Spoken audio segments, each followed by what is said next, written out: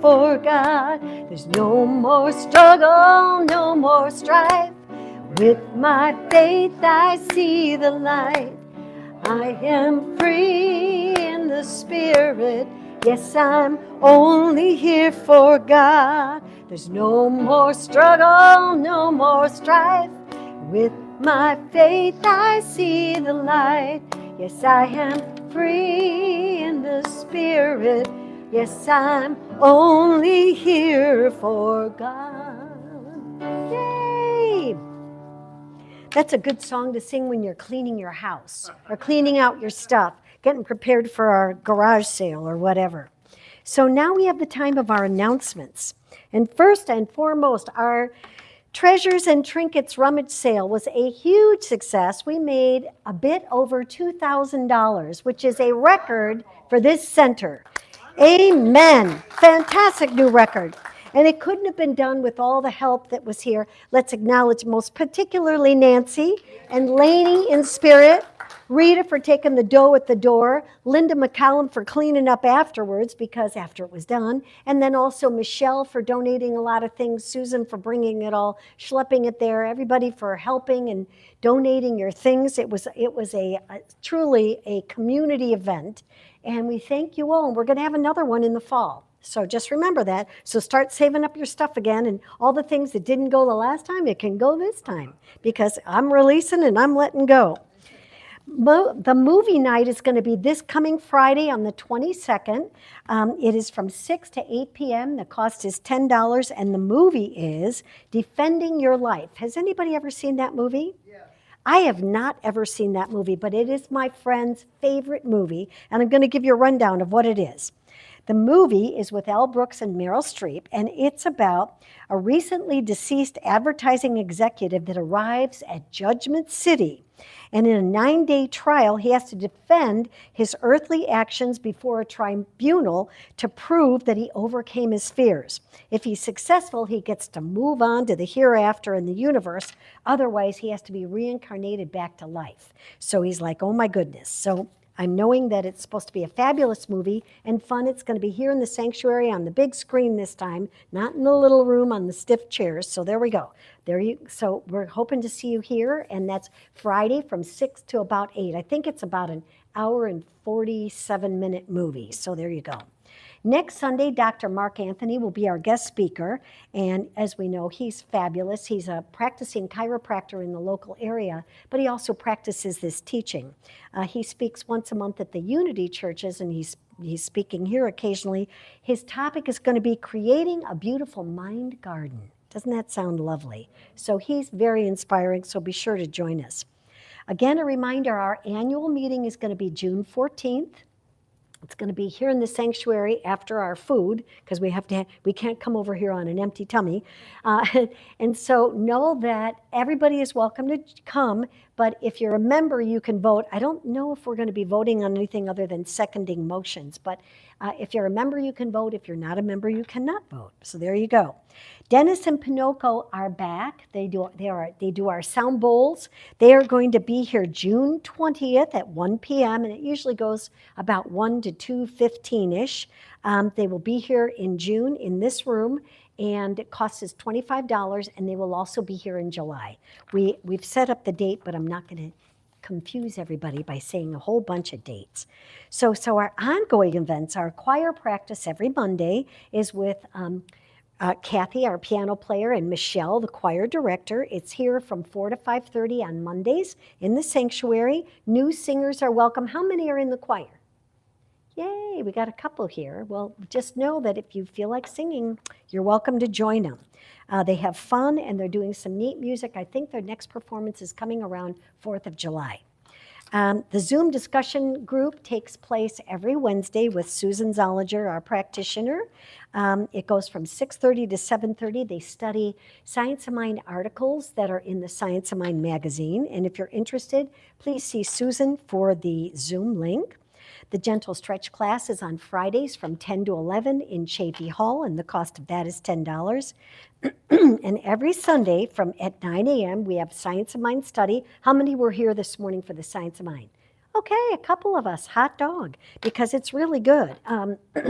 we look at the Science of Mind book and just kind of discuss it so we begin to understand it, because sometimes when you read those paragraphs, they're a little bit confusing. But this clears it all up. So that's from 9 to about 9:25, and then from 9:30 to 9:45, we have meditation. And then remember that after service, right in the front here, we have the prayer circle, and that's where everybody gathers together. You have something on your heart or mind, you want to something prayer, you state a word, and we know for everybody in the group that there's a prayer happening. So that is wonderful. We want to thank all our volunteers. And is there anybody that's not a volunteer? Okay, so let's applaud ourselves because it's, it does take a village, and this center wouldn't be what it is without all of you. And now I have a big surprise for us. Big surprise.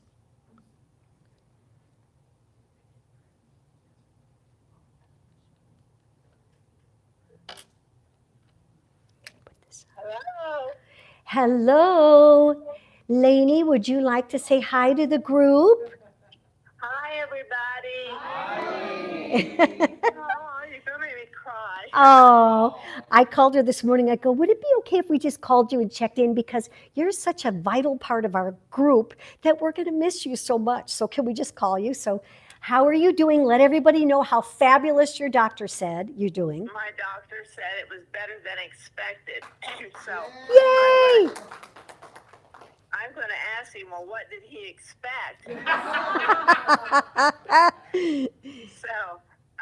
but I know absolutely that the prayer did it, and he is a God person, and he said it went really well, and I said, well, you know why? Who was there? And he said, God, yes. And so that was really sweet, and I really feel I have to remind myself to be still, because it was Thursday that I had this cut open my tummy and do this surgery, and I'm walking and I'm doing things. I mean, not lifting and anything like that, but I'm not bedridden. In fact, David's going to leave early. You can't keep a good girl down. That's how it is. So. That's how it is. Well, we miss you and we love you, and we're sending you more prayer. And David Pies is here too. So say David. Everybody's so excited when David comes. So we're sending you love and knowing that all is well in your world. It is. It's because of you guys. I miss you. We miss you too. We love you. All right, honey. I'll talk to you.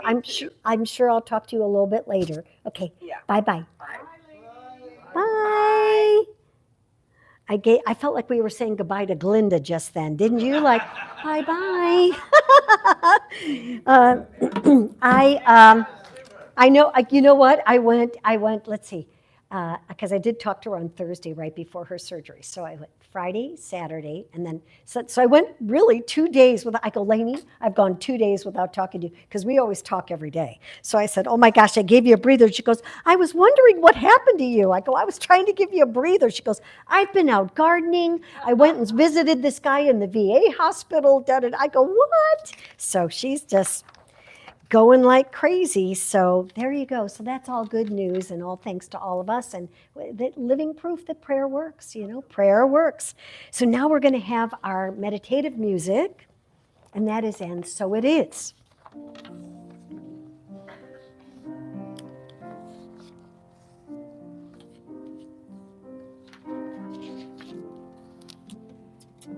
God is all there is. I am one with the Spirit. I realize the truth, and I speak it. I am thankful for it all. I release it. I let it go,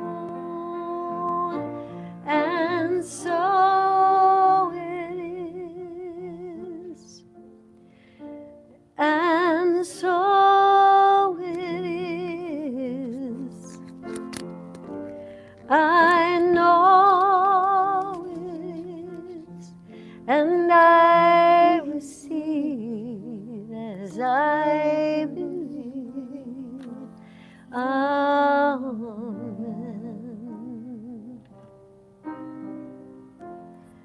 Amen. Amen. There you go. Good morning, everybody. How's everybody? Good. Today? I'm Sandra Shields. I'm your practitioner on duty, and we're going to do the invocation first, and then we're going to do a Science of Mind reading. So let's do our invocation first, and just have everybody just settle right into your seat and uncross your legs and feel your body breathing itself and feeling that deep sense of connection to the one divine mind, stepping forward, and how we're all connected within that in such a lovely way. And as we contemplate the idea of change your thinking, change your life, let us know that this inspiring message that Reverend Mary is presenting is really a catalyst for us today of doing just that. And we know that any thought habit can be changed at any time, that our thinking about our life or any particular situation can just be resolved on a dime. It is so much easier. It feels hard, but it is so much easier than we think in terms of accomplish that miracle of change. And right here and now, we just feel that connection and that ability coming forward. And anything in our heart and mind that we've been thinking about that's causing pain or worry, we just release that now and embrace and embody that condition that we want to see, that we know is the truth. Divine right action, perfect health, deep peace of mind, right knowing, right relationship. Perfect prosperity is already accomplished, and we focus on that now, knowing that our thoughts are completely changed as we embrace this truth, and so it is. So the Science of Mind reading today is on page 140. 142 and 143, and it's in a section called The Power of Thought.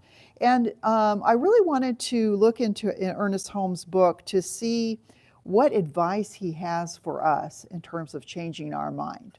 So, and this is really very clear and plain, so I'm going to read it to you. It's under Inducing Thought. That which thought has done, thought can undo. Lifelong habits of wrong thinking can be consciously and deliberately neutralized, and an entirely new order of mental and emotional reaction established in mind. Merely to abstain from wrong thinking is not enough. There must be an active right thinking. We must become actively constructive and happy in our thinking, not merely passively so. New and wholesome ideas of life, vitality, and hope must be accepted and incorporated into the substratum of our mental life, so that a more wholesome externalization may manifest in our body condition and environment. Since we must all begin right where we are, most of us will be compelled to begin our healing work with a mechanical process. We should take the highest thought we have and attempt to enlarge on this consciousness until it embraces a more vital concept of reality. Consciousness is, in this sense, means an inner embodiment of ideas. If one wishes to demonstrate prosperity, he must first have a consciousness of prosperity. If he wishes health, he must embody the idea of health. This is more than faith. It is the knowledge that we are dealing with law. While a certain consciousness may be mechanically induced, of course, The more spontaneity put into the mechanical word, the more power the word must have. And so it is.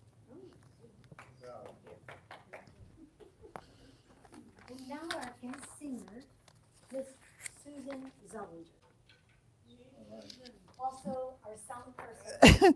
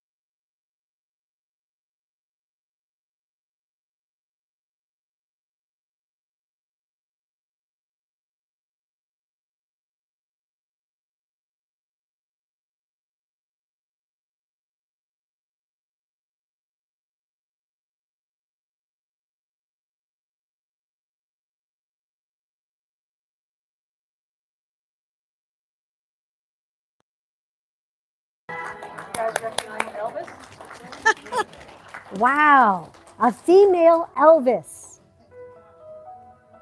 Ooh, okay. Okay, I don't know if this is on or not.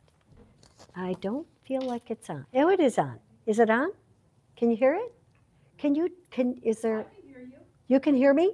You can hear me? Okay, well then you can hear me, then we're done. All right. All right, see you later. No, hi.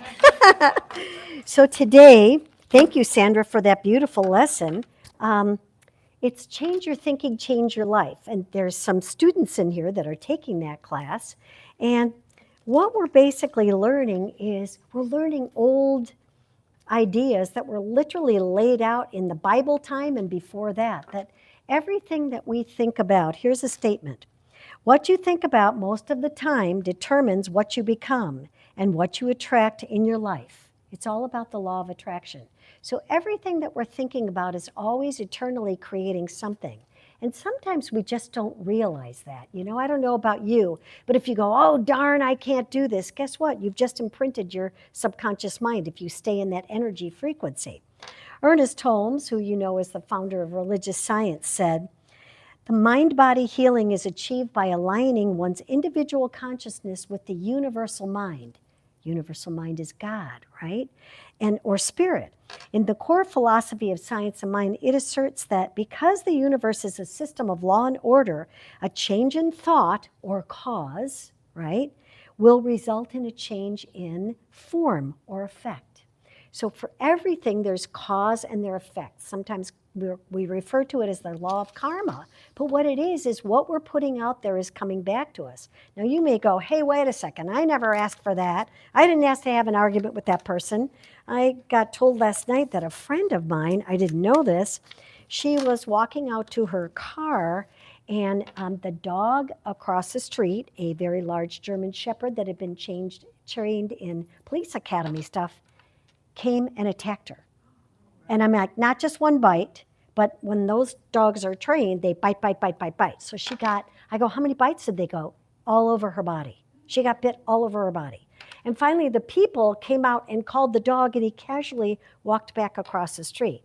Now, you may say, hey, wait a second, I didn't invite a dog bite into my life. I mean, or anything that we can fill in the blank with any icky thing that's happened to us and say, I did not ask for that. Well, guess what? Our consciousness doesn't say that, oh, you cause all these bad things to happen, but it's how we respond in life and how we take charge of our thoughts and our life that control the outcomes that happen. Now, she's fine, perfect. I guess she had a rabies shot, but everything, it was like a miracle. Just like Lainey's operation was a miracle. The guy said, boy, this went way better than we ever thought. Well, are we surprised? No, because when you put prayer out there with an expectation of what's going to happen, it comes back to you in kind.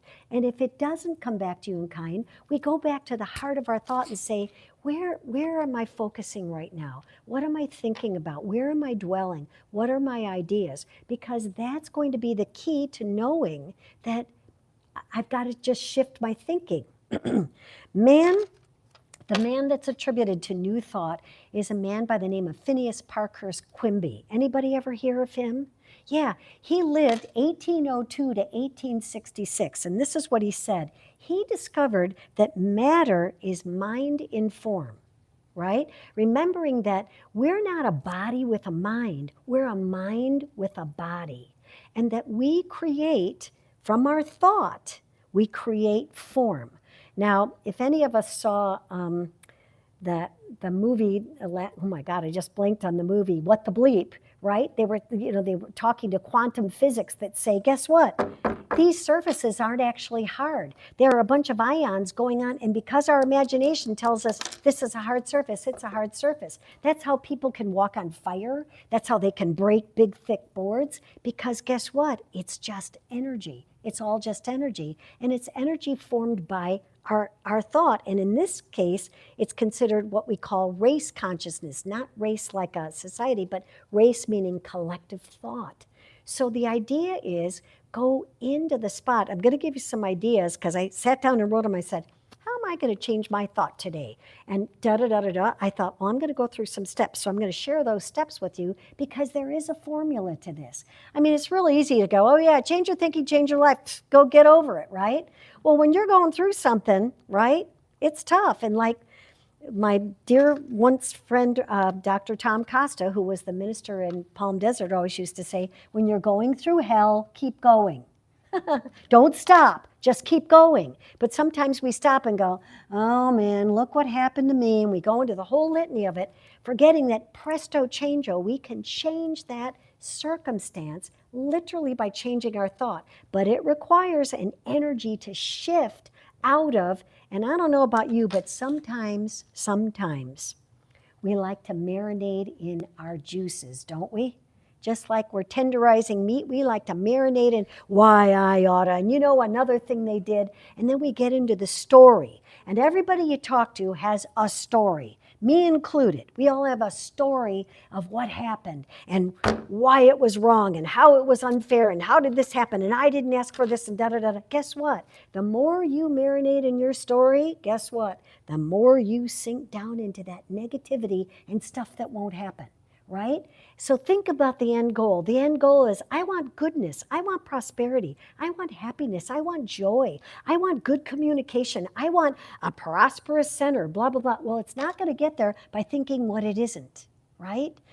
Neville Goddard said our biggest tool, our strongest tool, is imagination. So when we have an imagination, it just means imagine what is it that you really want. Because I don't know about you, but sometimes we don't sit down and think about what it is we want. We sit down and think about what we don't want, right? And guess what? The universe doesn't hear don't. It hears, oh, you want that? Okay, here you go. You get more of it. You got a yucky relationship with that guy? Here's more of it, because that's where you're focusing. You got a big goose egg in your bank account? Here's more of it, because that's what you're focused on. Instead, you know, when we were kids, I don't know about you, but they'd be like, Mary, stop looking out the window all the time.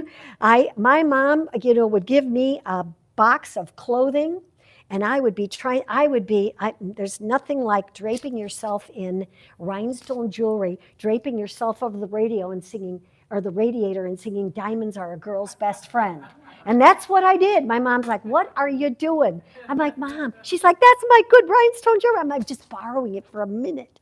Or what, you know, whatever, you watch TV and you get into the character of think about, although my sister loves scary movies, not me. I can't even be in a room with them. But, you know, think about the scary movie. All of a sudden, you're involved with the character, like, oh my God, the Thrasher's coming after you. And you get all hyped and you're all scared to death and your adrenal glands are going at everything. You can do the same with your life with good stuff. But I think sometimes we forget that, don't we? We forget, like, oh yeah, that's right. I can stop what I'm thinking. If I thought it, I can unthink it. If I thought it, I can replace it with a thought of something that I really want to create. And it's important to pay attention to what you're paying attention to. Pay attention. Where's my life going? How are things going? How's everything? Is it turning out the way I want to? And if it's not, where do I get to go back to the drawing board and re-sketch out, set the blueprint to the universe of what it is I want? I mean, when we're born and taught that we have free will, oh my goodness, free will means sky's the limit. So why is there a limit in our life? It's not anything out there. It's not anything out there. And the moment that you declare that it's something good, boom, it's going to happen. Many times we send mixed signals, though, don't we? One day we may be focused on what we want, and the next day maybe not. And then we're focused on this, and oh, yes, I'm going to go this way, and then something happens, or somebody calls us, or somebody says something, it sets up, and then we go down the rabbit hole, all right? And it keeps going back and forth. Well, the universe doesn't respond to wishy-washy. There's no wishy-washy in there. There's yes or there's no, right? There's no maybe. Because if you send a maybe message, what do you get? A maybe response. And we don't want that. We want something consistent. The universe responds by corresponding. It responds by the thought that we send out. If we go, well, you know, I hope this happens. Do you ever say that? Oh, I hope this works out. I'm not sure it will, but I sure hope it does. What's the message you've just sent out? What's the energy there? What's that frequency? It's like, maybe, half-baked, I'm not sure. Because guess what? Then we don't have to be responsible, do we? When we say, I'm not really sure, we don't have to own up to our own power in our thought. We have to work it out. You have to state your desire, name it, claim it, declare it, so that the law of mind will create what it is that you want. Can you imagine? It's just like I have a bunch of little tchotchkes, ones that I couldn't part with for the rummage sale. But I have a rock that says, what are you waiting for? And I'm like, oh, sometimes I go, you're right. What am I waiting for? And sometimes I walk by and go, oh, shut up. I'm waiting for, I don't know what. I'm going to go have a cup of coffee, you know. We could do that. Or I also have this little thing that's like a little Aladdin's lamp. And I say, oh, that's right. I can touch that lamp anytime I want and declare my good. Now, guess what? It's not all, oh, just touch the lamp, boom, you get what you want, is it? It means that you have to make a concerted effort to create the things that you desire and create the atmosphere that you desire. And part of that is we may declare what we want, but we have to make ready for what we want. Right? If you're not ready for the person of your dreams to come into your life, if you're not ready for $1 million in a bank account, how many times have you read the people that win the lottery and they win over $1 million? Most of them are broke. It used to be 10 years. Now it's like 7 years. In 7 years, they're broke again. Why is that? Because they didn't have a prosperity consciousness to support the big bank account that they had. So it's like you want to make room for it. Just like we emptied things out for the rummage sale, right? You emptied your drawers out. Now you've got space. Now you can bring in new things because you've rid, although you may want some space in your, I thought, oh my gosh, I've got room in my closet now. Look at that. I brought 5 big bags of clothes and I went, wow. And I still have a lot more to bring. But I thought, you know what? Look at, I can move the hangers more freely in my closet. I'm going to enjoy that joy for a moment, right? But the deal is that when we empty out the old thoughts, it makes room for the new. But also, we have to implant the new thoughts in there. We have to bring it to it. Your thoughts can't change unless you have new ideas, a new vision, and you begin to think new thoughts. You can't just say, I want prosperity. You've got to move in a prosperous way. You can't just say, I'm going to be creative. You got to move in a creative way. Ask Carolyn, the painter. She's not going to paint a painting by going, oh, I thought of this beautiful painting. There you have it, it's done. No, she's got to get the paints together and the brush and the canvas and the water and the everything and the idea and sketch it out. You've got to follow through with the things. And a lot of times we go this far and go, oh, it didn't turn out. It's like, well, did you follow through? What are you doing to make it happen? It's important always, though, to review your thoughts, review your feelings, review what's going on with your experience and go, is this really what I want? I'm not really sure. Yesterday, my best friend is in town from Virginia, and he's a master gardener. And I'm a gardener, but he's a master gardener. He knows his stuff. And we went to Armstrong's, and I said, you know, the goal is I said, you know, I want to put something by this fence so it doesn't look so stark, okay? So we walk in, and I look across, and I eyeball these things. I go, God, I wish there were 2 of these because I need balance. And he's like, well, look, here's one over here. I'm like, oh my gosh. And then I look at him and I go, oh, but I need something for shade. It says, lives in all shade. I'm like, oh gosh. And it lists this, and all this kind of stuff. I go, but I don't know. Should I spend the money on the trees? I'm like, oh my God. I just asked for trees. They show up, the bright conditions, everything. And then I go, oh, but should I do it? I'm like, what am I thinking? And he's like, Mary Morgan, we went all this way. We found these 2 perfect trees. They're ideal for your conditions. And now you're wondering if you should get them. I go, oh, you're right. I'm denying my good. Look at this as the universe provides. So he schlepped them home. And you know what? I didn't know this. I was going to remember their name, but it's called Angico something. But the guy ringing us up said, he goes, well, you know what this is, don't you? I said, no. He goes, they call it the miracle tree. I go, of course they do. I was like, oh my gosh. I just thought that was very exciting.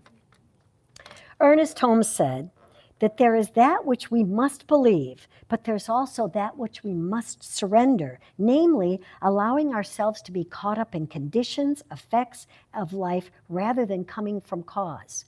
So it means letting go of the story, letting go of the things that are going to hold us back, letting go of the belief that, oh God, things that you ever hear, things always happen in 3s. Oh God, 2 things have happened, a 3rd one's coming any moment. What do you think's going to happen? A 3rd one's going to come. Guess what? You just laid the groundwork for it. How about if you say, not a word of truth in that. Only good comes to me, and only good comes out of this, right? And you let the story go. But it's so hard because we let that story kind of formulate our personality, kind of formulate our outcomes or our friends, and it gives us something to talk about with people, right? It's like, what would we talk about if we didn't have our story? If everybody had to break into groups right now and just say something good about something. In fact, how about you look at your neighbor? Look at somebody and say, you are the personification of God. I am one with God, and you are one with God. And guess what? We're all one together. Yippee. Did you say yippee this morning? God is, I am. Releasing the old beliefs that no longer serve you and making room for the new. It sounds wonderful, doesn't it? But letting go of the clothes that don't fit you or that you think might fit you after you lose weight or whatever it is, letting go of that stuff is difficult. Anybody have difficulty letting go of stuff in the rummage sale? I sure did. I'm like, oh, but I love this top. I've had it for like, oh, I guess 15 years now. And I'm like, well, the style may come back. Look at bell bottoms are coming back around again. Holy cats. Okay. So first, when you practice the principle to help you think and act like you're a successful person you want to be, you say, I am successful, but you act like as if it's happening. I remember my teacher, Dr. Anita Richelieu, in my practitioner class, said, there was a gal that was taking the class, and she said, how am I supposed to act prosperous when I can't even afford to pay my rent? She said, I want you to do something for me. She goes, think about something that you imagine a wealthy person does. She goes, and keep it simple. What would a wealthy person do? And she said, okay. She said, like, how would a wealthy person shop in the food store? And she said, oh, okay. And she said, well, a wealthy person would buy stuffed olives. And I love stuffed olives, but they're too expensive. So she said, all right, I want you to go tonight. I want you to buy a bottle of stuffed olives. And I want you to eat one. I don't know how many are in there, but eat one each day. And as you're eating it, say, I am a prosperous woman, and prosperous women eat stuffed olives. And that's what she did. And she said, like that, prosperity came into her experience. Now, what shifted, right? It wasn't from eating olives, I'll tell you that. But what it was from eating the thought of olives in her mind. And that's all we need to do. Imagine, what is it? What is it that I want to create? The equivalency. Your outer world is a direct reflection of your inner thought. We know that. And you know, in the Bible it says the answer to the prayer is in the prayer itself. But also pray and believe that your prayer is answered, and it will be answered. Why? Because you've made ready for it. Not that it's any magical thing that you did, it's shifting your thought. Remember, it's back to what Quimby said in the beginning. Matter is mind in form. That's all it is. It's mind in form. Prayer is not only asking for what you want, but making ready for it. So how are you making ready for your prosperity or your creativity or your joy of camaraderie with friends or whatever it is that you did, the joy of a new car, the joy of a new job, whatever it is? Everything seems possible when I come from the understanding that God is preparing everything for me just as I decree it to be. Think about that. Wake up in the morning. God is preparing for me everything that I decree to be, and I accept it. Boom. You've set the motion. So let's see some steps. What's the first thing we need to do? First thing we need to do is quiet our mind. You know, we've got that monkey mind that's always saying, that's impossible, that can't happen. You're too sick for any of this to recover. You can't recover from this. You're down the rabbit's hole already, you're gonna go. It's it, this is it. You got that diagnosis, you got the goose egg in the bank account, you've got no relationship, you got a car that's a bum car, whatever it is, let it go. Let that go. Get quiet in your mind and say, whose am I? I belong to God. I'm made of God. I'm made in the image and likeness of God. And that's the directive I'm giving to my body. God is and I am. And when I say God is and I am, we all am. We all are amming, right? I create a new verb, I guess, but we're all amming. We all are. The main principle in this teaching is that there's only one law in the universe, the law of oneness with God. Boom. And with God, all things are possible. There's nothing greater than God, right? But we go to God and we say, oh, but you know, my bum car is greater. Yeah, it is. Oh, you know what? The goose egg in my bank account, that's greater than God. No, it isn't. No, it isn't. But it is if you believe it. So we've got to let it go. Start with a realization of the divine presence and your union with it. Boom. Just start with that. Just start with God is and I am. And if you have to go into a mantra and just get into silence, quiet that mind. Quiet everything that's going on that's telling you, we're going to hell in a handbasket here and there is no help. Cancel that. Just say, God is and I am. Get into that spot. We're using the divine intelligence. The very same spirit that we are made of and came from creates the very thing that we desire. Because we're co-creators with it. And how are we co-creators? We give the request, it listens and obeys. It's the law of mind in action or God in action. Now you state what you desire. You don't say, well, I don't want this. Oh, I'd like this, but I don't want that. No, just go into what is it that you really desire? What is it that you really want to claim for yourself, knowing that you woke up this morning and you're making a decree into the mind of God, and it is creating for you what you want.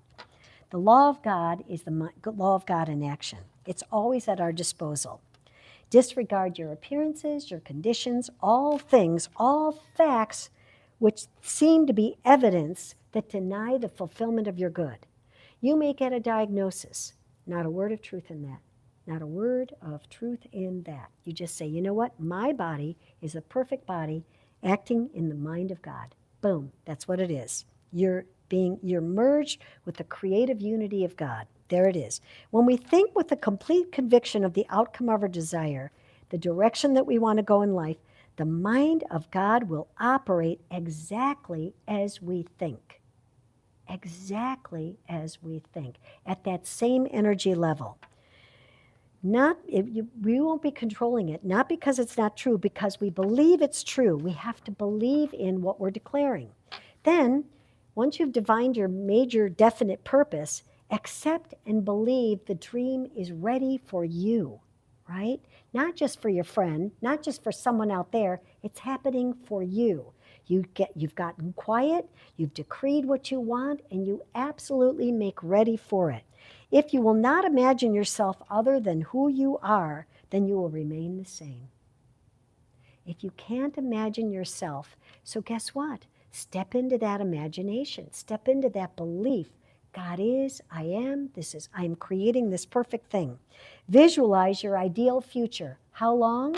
As long as it takes. But they say at least 10 minutes a day. You can journal about what you want. You can visualize it. You can get into meditation about it. But at least 10 minutes a day, practice seeing yourself in this successful mode. Feed yourself daily. 30 to 60 minutes, they say, of inspirational things. How many do that? You wake up in the morning, say an affirmation, read the daily word, read whatever it is, but get into the state of being, of lifting that consciousness and infusing it with all the positive stuff. God knows there's enough negative stuff out there, so we want to counteract it. We want to just say, none of that stuff for me, this is what I'm doing. And then you act as if, just like the girl buying the stuffed olives, walk around and act as if, you know what? Dress like $1 million, speak like $1 million, comb your hair like $1 million, whatever it is you need to do, be in that state of being. And the moment that you do it, it's like, who are you convincing? Not God. God's like, I accept you as perfect, whole, and complete already as you are. You're convincing your own mind. You're shifting your own thoughts and reprogramming your subconscious mind, which actually creates your experience. Assume the feeling of your wish fulfilled, envision it in place. And when you're reprogramming your mind, you can consciously change any self-limiting beliefs, like developing a new skill. Okay? Then you unlock your potential. Whatever your dream is, it is incapable of appearing unless you are ready to birth it in your consciousness. So just say, I'm ready. And if you're not ready, get ready. Get ready. Just get ready. I accept this. Do whatever affirmations you have to do, prayer treatments you have to do. Go to a practitioner. There are practitioners here in the room, and I really encourage you to go for prayer because it really does work.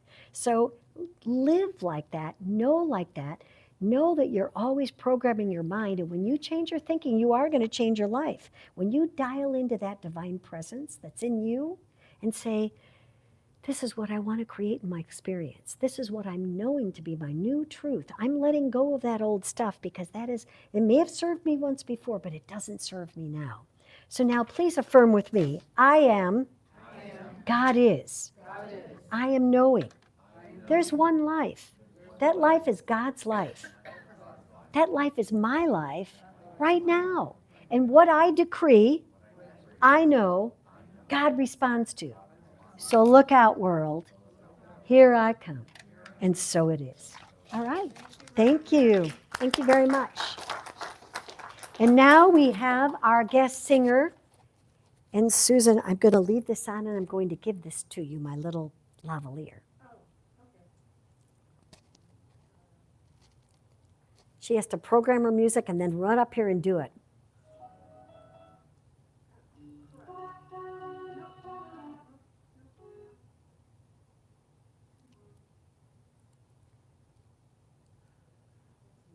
Bibbidi bobbidi boo. We did that the other day and got the printer to work.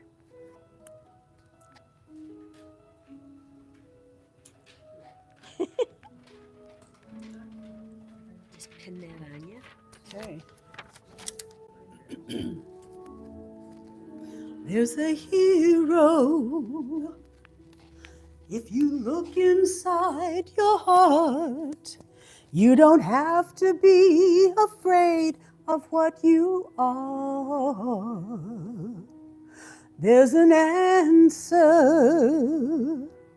If you reach into your soul, and the sorrow that you know will melt away. And then a hero comes along with the strength to carry on, and you cast your fears aside, and you know you can survive. And when you feel like hope is gone, look inside you and be strong, and you'll finally see the truth, that the hero lies in you.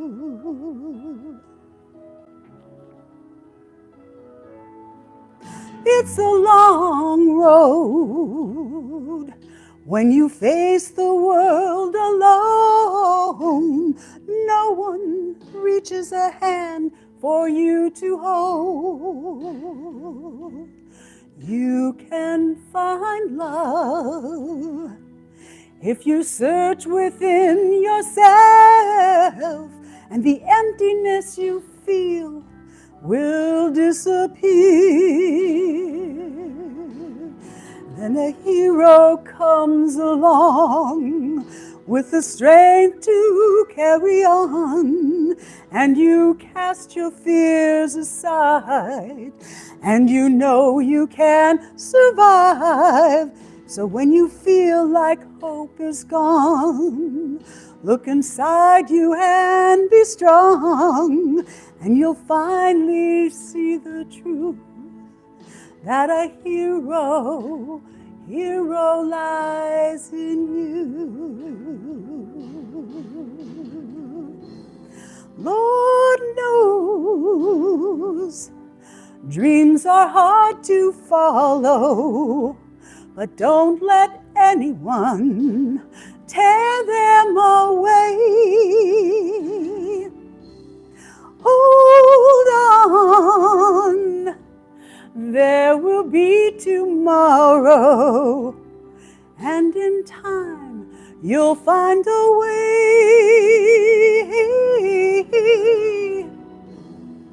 And then a hero comes along with the strength to carry on, and you cast your fears aside, and you know you can survive. So when you feel like hope is gone, look inside you and be strong, and you'll finally see the truth, that the hero lies in you.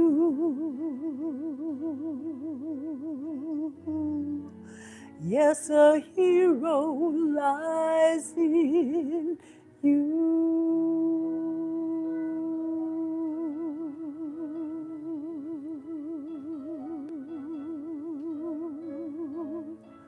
A hero lies in you.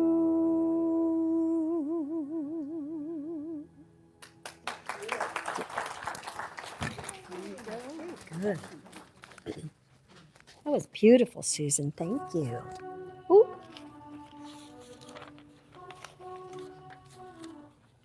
I could have danced then. I don't know. Okay, this is the time of our offertory, and we're going to share our affirmation together at the side here on the left side of the page.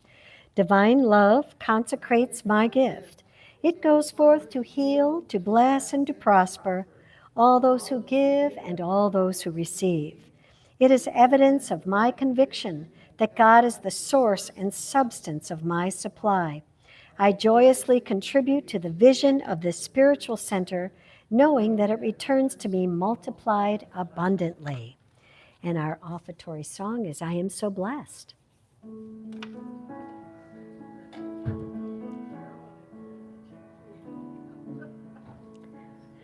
I am so blessed. I am so blessed. I am so thankful for all that I have. I am so blessed. I am so blessed. I'm so thankful. I am so blessed. The middle portion. I am so blessed. I am so blessed. Can you hear? I am so full for all that I have. I am so blessed. I am so blessed. I am so thankful. The middle one. I am so blessed. Well, it's too late now, so there we go. It's up above about where your head is, Susan, where your head is. In the middle, there's a little contraption about this big, about 2 inches high. It's a button on the left. It's a separate unit from the sound system.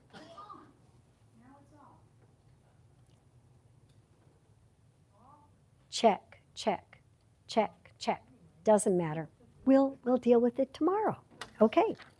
All righty. We're giving thanks for this. Thanks for all the generosity. Thanks for knowing that everything that we give, energy-wise, thought-wise, money-wise, comes back to us tenfold. It is all energy that we put out into the universe, and it comes back to us. Thank you. Okay.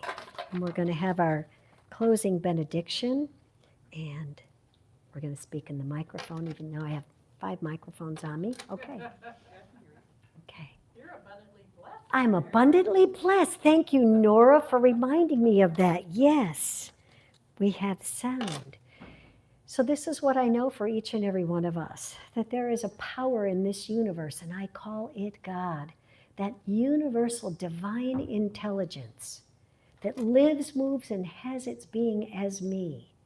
And so I declare right here, right now, all the good of the universe is mine. And I open my imagination to become aware of all the great and good things that I desire to create in my experience. They are happening now. My wealth, my abundance, my prosperity, my joy, my perfect health, my perfect communication, my creativity, divine relationships, all are here right now. I live a joyous life. It is abundant and fulfilled. And I'm knowing that everything in life supports that idea. Everywhere I go are the pair of eyes of God looking back at me, and we get to remind each other of our God presence, of our truth. And so as I release this prayer with gratitude, I know that my prayer is always answered. And I activate this law of God in action right now by my stated prayer. I give thanks for it and let it be so. And together we say, and so it is. And now we're going to have our song, Let There Be Peace.